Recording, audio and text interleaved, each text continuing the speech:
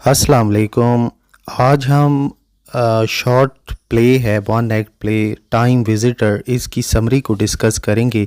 Basically ये जो play है ये इम्पोर्टेंस ऑफ टाइम के बारे में है, वक्त की अहमियत पर ये प्ले लिखा गया है। हमें ये बात पता चलती है कि एक स्टैचू बना हुआ है पार्क के अंदर, और ये जो स्टैचू है टाइम का स्टैचू है, और ये सिखाता है कि आप वक्त की कदर करें। साथ में इसके एक आदमी सा भी बना हुआ है, सिटी गार्डन में ये लगा हुआ है ये स्टैचू, और इसने एक दांतरी सी पकड़ी हुई है, और साथ में एक आदमी जो है वो घड़ी के ऊपर झुका हुआ हमें नज़र आता है।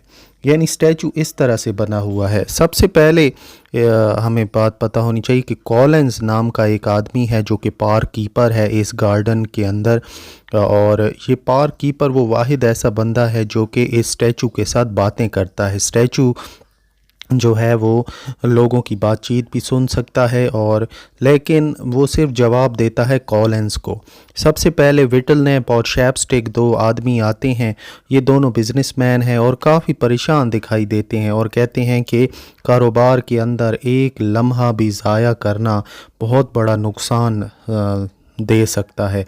और ये बात कहते हैं कि हमें कारोबार के अंदर एक छोटा सा मौका भी नहीं गंवाना चाहिए टाइम से रिलेटेड। और साथ में हम ये बात भी हमें पता चलती है कि जैसे ही वो जाते हैं, और इन्होंने बहुत ज़्यादा अपना वक्त भी गंवा दिया है विटलनैप और शैपस्टिक ने, क्योंकि अपना ऑफिस ढूंढने में इन्होंने काफ़ी वक्त लगा दिया है। बिजनेसमैन हैं, इनको जल्दी लगी हुई है कि हम जल्दी से काम करें ताकि हमारा बिज़नेस जो है वो प्रॉस्पर हो सके। फिर तीन बच्चे आते हैं, हैरल्ड, नेली और सीसी। ये स्टेज पर नमूदार होते हैं। इनके भी अपने व्यूज़ हैं। ये हैरल्ड जो है टाइम का मजाक उड़ाता है और चाहता है कि वो एक ऐसी जगह चला जाए जहाँ पर कोई वक्त ना हो, कोई टाइमलेसनेस हो जहाँ पर।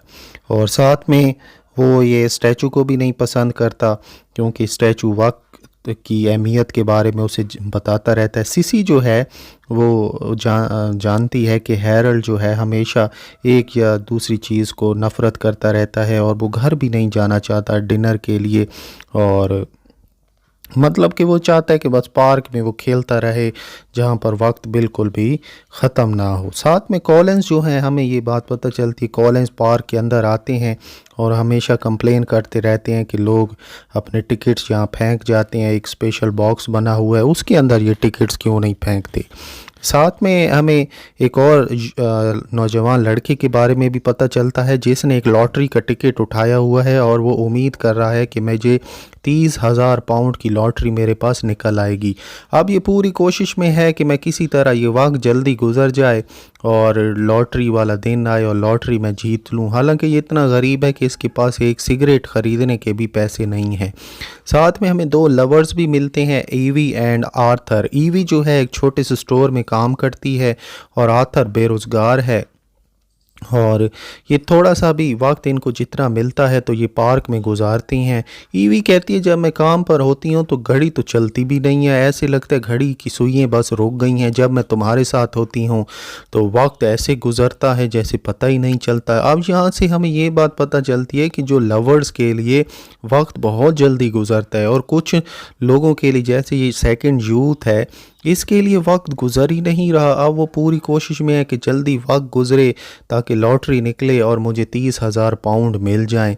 इसी के साथ एक दो क्लर्जी मैन भी आते हैं पार्क के अंदर, और क्लर्जी मैन पादरी होते हैं, और वो कहते हैं कि ये जो स्टैचू जहाँ पे बना हुआ है ये बिल्कुल ही गलत जगह पर है, और ये बेसिकली स्टैचू जो है उस जगह को घेरे हुए है जहाँ पर सेंट क्रिस्टोफर चर्च का मेंबर होना चाहिए, कि ये जगह जो है पार्क वाली यहाँ पर एक चर्च होना चाहिए, और ये जो जहाँ पे स्टैचू बना हुआ है ये सेंट क्रिस्टोफर चर्च के मेंबर की जगह पे बना हुआ है।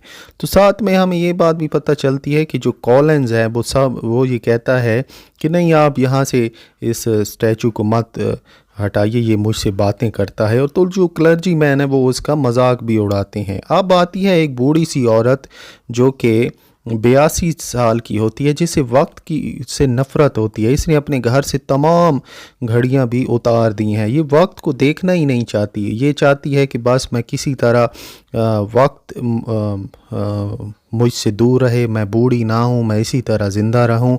और बड़ी हैरानगी की बात यह है कि इसने अपने बैग के अंदर गोलियां उठाई हुई हैं, मेडिसिन उठाई हुई हैं, और ये चाहती है कि मेरी कभी भी डेथ ना हो, मैं इसी तरह जीती रहूं। साथ में अब एंड में जो मेन करेक्टर आप ये कह लें वो हैरियट का होता है। हैरियट ने अपना बेटा खो दिया है और वो पार्क में आके बैठी है और बहुत ही दुखी है। और अब पहली दफ़ा ये हैरियट अपने दोस्त के साथ आती है और ये कहती है कि हैरियट तुम वो वाहिद औरत नहीं हो जिसने अपना बेटा खोया है, बहुत बहुत सारी और भी माओं ने अपने बेटे खोए हैं। अगर जंग ना होती तो माओं को बिल्कुल भी परेशानी ना करनी पड़ती। अब हमें सब के बारे में पता चल गया कि हर बंदे को कोई ना कोई ख्वाहिश लाहक है इस पूरे प्ले के अंदर। अब आखिरकार जो स्टैचू है वो बोला है। स्टैचू ने, वो जो माँ थी, गमगीन माँ हैरियट से वो कहता है कि मैं बहुत ही अनपॉपुलर सा बंदा हूँ, लोग मुझ पे तनकीद करते हैं, मुझे लानतें देते हैं, लेकिन सच ये है कि मैं ही अगर मैं ना होता ना तो मैं आप लोगों का गम कभी ख़त्म ही ना होता।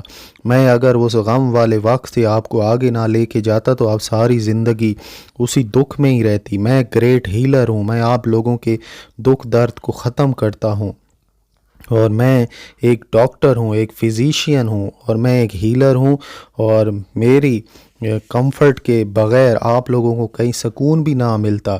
अगर मैं कोई चीज़ ले लेता हूँ तो मैं इसके बदले कोई चीज़ देता भी हूँ। अगर मैं यहाँ पर रुका हूँ तो मैं ज़िंदगी ले कर आता हूँ, और सबसे बढ़ के कि मैं विज़डम देता हूँ, करेज देता हूँ लोगों को, और ना ख़त्म होने वाला सब्र देता हूँ।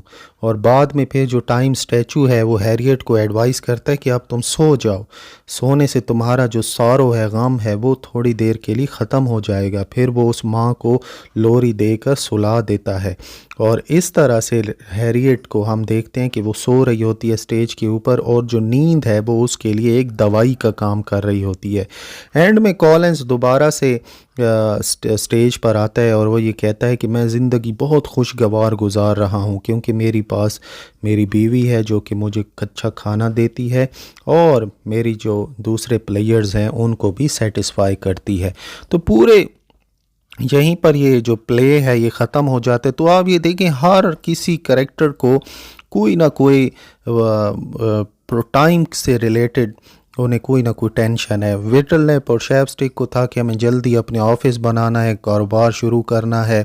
हैरल्ड, नेली और सिसी कहते हैं कि ये टाइम ना होता हम यहीं खेलते रहते, घर ना जाते। ईवी और आर्थर को लगा हुआ है कि जब हम मुलाकात करते हैं वक्त कितना जल्दी से गुजर जाता है। सेकंड यूथ है, नौजवान है, उसको वो चाहता है कि जल्दी वक्त गुजरे ताकि मेरी लॉटरी निकल आए। क्लर्जी मैन को ये लगी हुई है कि सेंट क्रिस्टोफर के चर्च वाली जगह पे ये स्टैचू बना हुआ है।